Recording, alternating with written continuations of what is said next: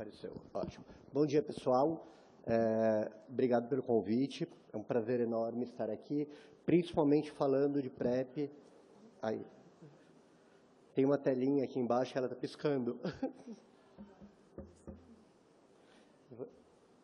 Vou ter que fazer olhando para lá. Ou de cá, deixa eu vir para cá. Esses são meus conflitos. Então, vamos lá. Se a gente pensa em PrEP injetável, acho que as primeiras perguntas que têm que ser respondidas são o que é isso, do que a gente está falando e para que isso existe, por que inventaram PrEP injetável, né?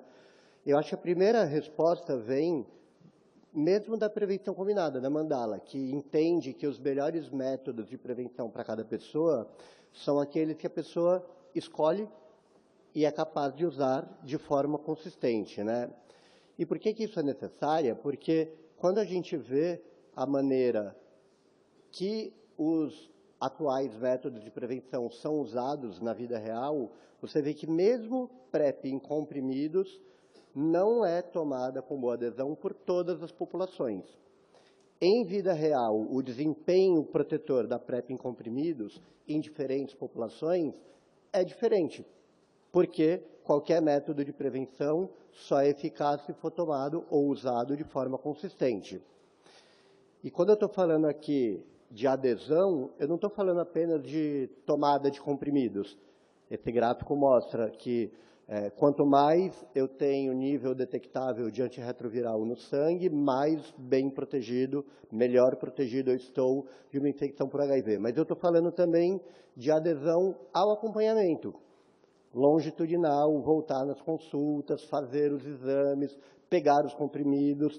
E isso, para algumas populações, pode ser um desafio. O que os dados mostram, e a gente tem bastante coisa, principalmente produzido pela Fiocruz, é que existem dois grupos que meio que se sobrepõem em problemas, seja em vulnerabilidade a se infectarem por HIV, ou seja, em má adesão ao acompanhamento da PrEP e aos comprimidos da PrEP, que são os jovens, homens gays menores de 25 anos e pessoas trans e travestis, são pessoas que têm um overlap de vulnerabilidades. E muita gente confunde PrEP injetável com vacina. Até os participantes dos estudos falam, eu estou atrasado para tomar a vacina. Não é vacina, gente. As pessoas se confundem porque tem agulha e porque tem aplicação, né? Mas, só para que fique bem claro, PrEP injetável é remédio. A gente não está falando de estímulo de resposta imune, nada disso. Existe estudo de vacina de HIV, mas não é PrEP injetável. E a PrEP injetável começou a ser uma coisa que se tornou mais tangível, mais palpável, a partir da chegada dos antirretrovirais de longa duração. Primeiramente estudados para tratamento de quem vive com HIV, que se mostraram bastante bons, e posteriormente para a prevenção do HIV. O primeiro antirretroviral injetável de longa duração que entrou no palco foi o cabotegravir, o inibidor de integrase, uma molécula muito parecida com dolutegravir, só que permite essa administração injetável intramuscular no glúteo a cada 2 meses.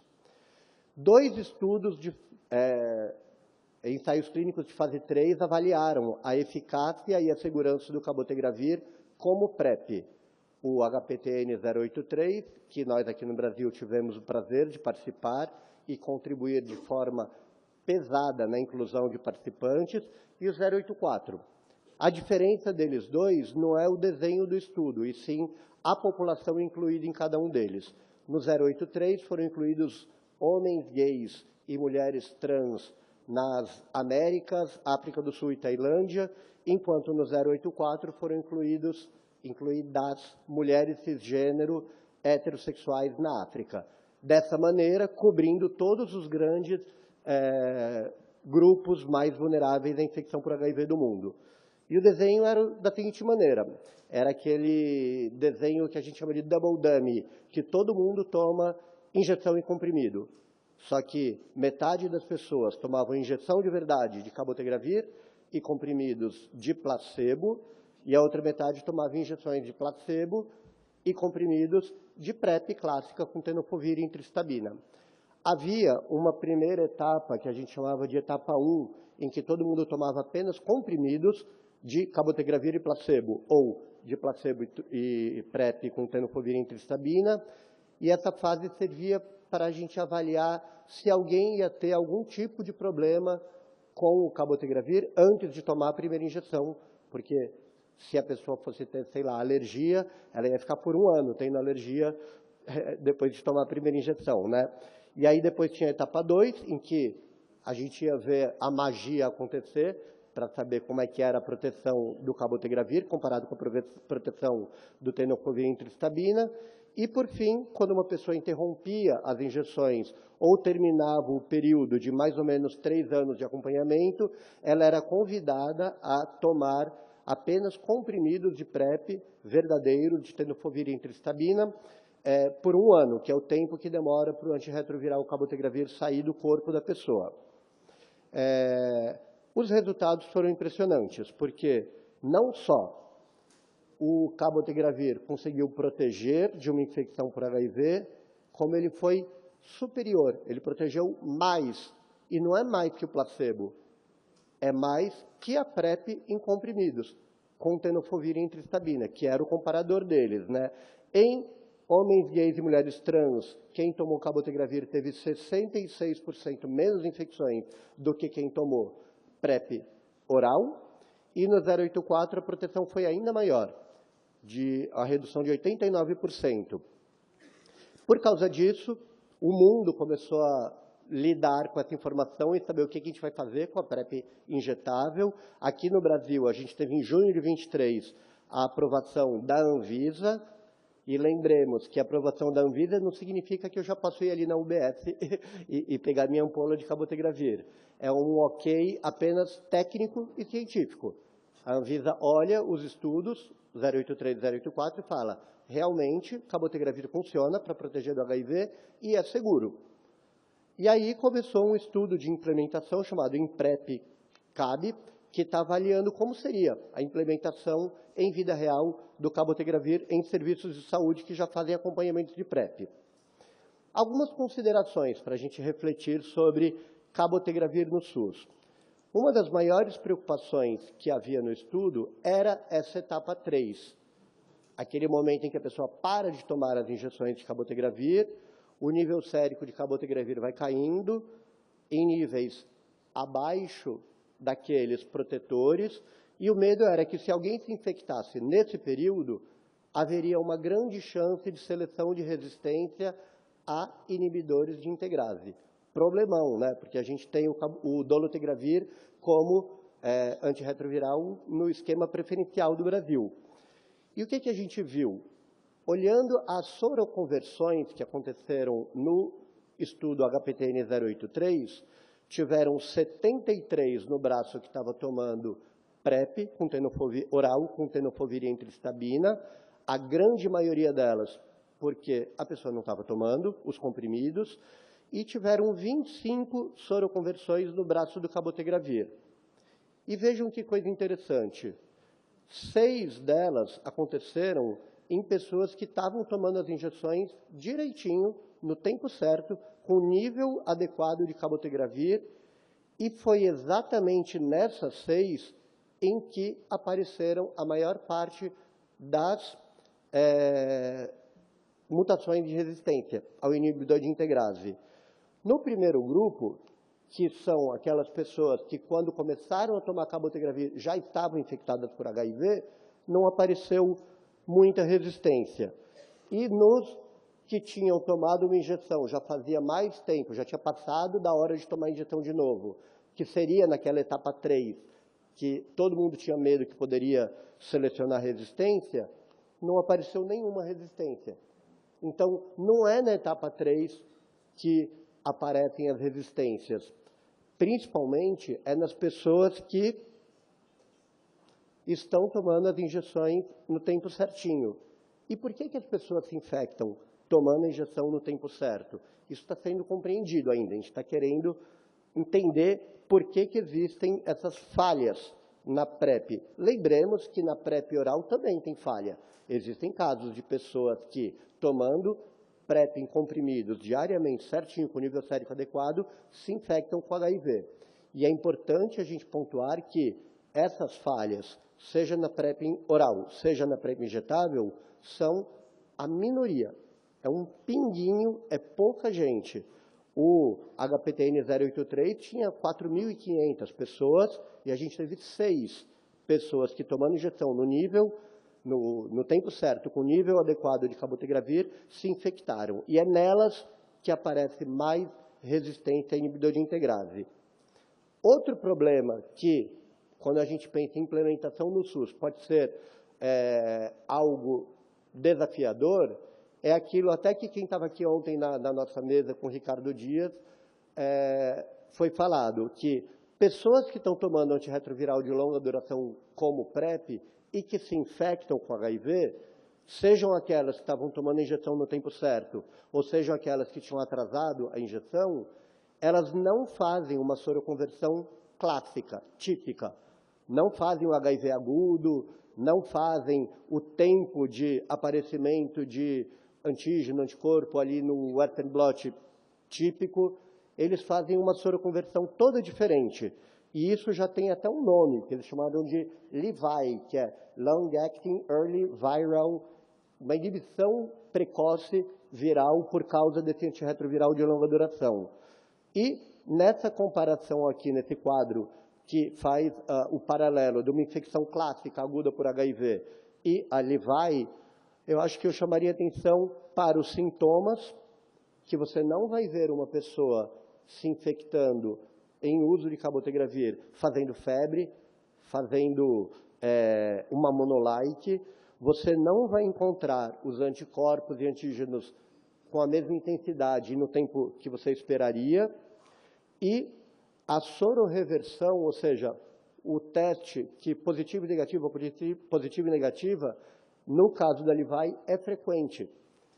Agora, se a gente for fazer no SUS um acompanhamento de uma pessoa que está tomando PrEP injetável com cabotegravir, apenas com teste rápido, ou mesmo com ELISA, talvez aconteça o que aconteceu no 083. Pessoas que soroconverteram tomando cabotegravir, e demoramos muito tempo para perceber isso.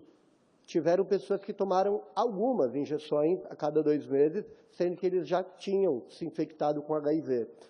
No 083, isso só foi possível de ser demonstrado porque, como a gente tinha sangue armazenado de todas as coletas, quando uma pessoa lá na frente positivava um anticorpo, se você faz, por exemplo, DNA proviral, que é um exame super sensível, em todas as amostras anteriores, você percebia que ele já tinha se infectado lá atrás.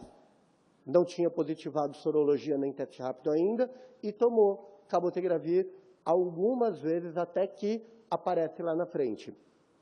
Isso pode ser um problema. Será que a gente vai precisar fazer carga viral em todo mundo? DNA proviral em todo mundo? Impossível, né? Isso se torna insustentável do ponto de vista financeiro. Isso é um ponto de preocupação. Algumas considerações agora práticas para a gente pensar como seria uma implementação do cabotegravir no SUS.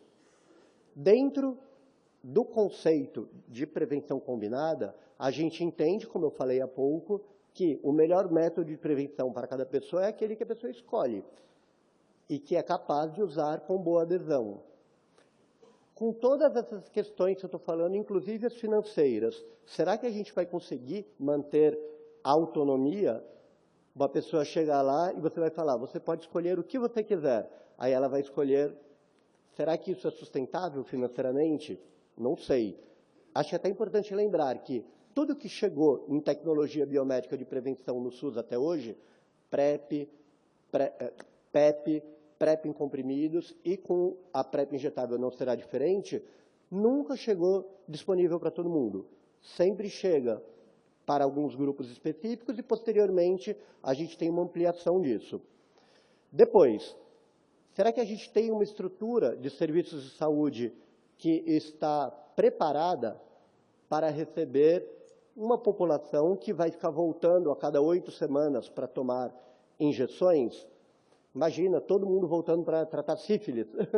Será que o pessoal da enfermagem, da farmácia, o serviço em si vai estar adequado para atender essa demanda? Depois, pela bula do cabotegravir, as injeções têm que ser tomadas a cada 8 semanas, só que se você atrasa bastante e um dia volta, você tem que fazer a dose de ataque de novo, porque as 2 primeiras injeções elas são feitas com 1 mês de diferença e a partir de então vira de 2 em 2 meses. Quem é que vai fazer esse controle de quando foi sua última injeção e tem que fazer dose de ataque de novo? Isso será um desafio também. Pela bula do cabotegravir, também existe a possibilidade de fazer uma coisa chamada bridging. Existe cabotegravir oral também, comprimidinhos diários.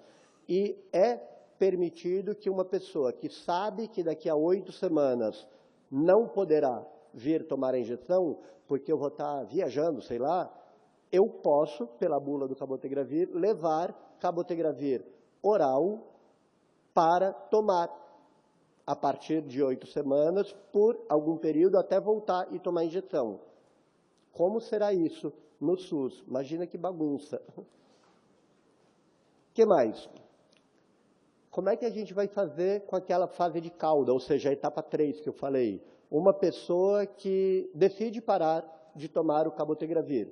Alguém chega ali na consulta de rotina da PrEP e fala, encontrei o amor da minha vida, eu quero parar de tomar PrEP injetável. Como que vai ser a orientação? A gente vai recomendar que eles tomem PrEP oral por 1 ano para estarem protegidos por esse período? Será que vai funcionar isso? E, por fim, como será a testagem, tanto pré-PrEP injetável, para pegar aqueles casos que eu mostrei que já estavam infectados com HIV quando tomaram a primeira injeção, e como será a testagem no acompanhamento de pessoas que estão tomando PrEP injetável?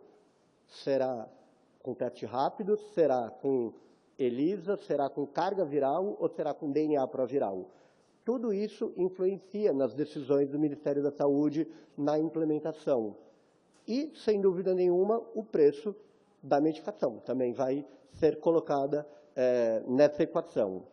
Em que pé que a gente está na implementação do cabotegravir no SUS como PrEP? Está rolando a negociação da indústria que fabrica com o Ministério da Saúde, assim como todas as incorporações de tudo, de tecnologia medicamentosa. E nessa negociação, o que a gente pode fazer é aguardar e lembrar que temos outros métodos de prevenção dentro da mandala da prevenção combinada.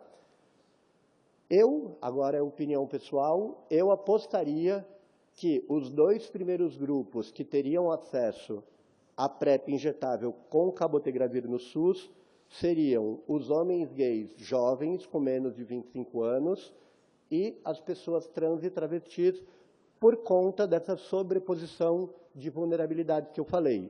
São as pessoas que, olhando o boletim epidemiológico do Ministério da Saúde, são as pessoas que, nos últimos 10 anos, têm uma epidemia que está acelerando, enquanto todo o resto da população brasileira tem uma epidemia cujo ponteiro do velocímetro está desacelerando. Essas são as populações que estão quentes em termos de epidemia. Eu apostaria que seriam elas, as 2 primeiras populações a terem acesso ao cabotegravir como PrEP. Mas existem várias outras possíveis. Por exemplo, pessoas que têm algum problema com a PrEP com tenofovir e entristabina, pessoas com insuficiência renal, pessoas que, sei lá, não podem tomar tenofovir ou entristabina. Elas poderiam ser também candidatas. Enquanto a negociação acontece lá na mesa da diretoria, o que a gente faz é aguardar. Muito obrigado pela atenção de vocês.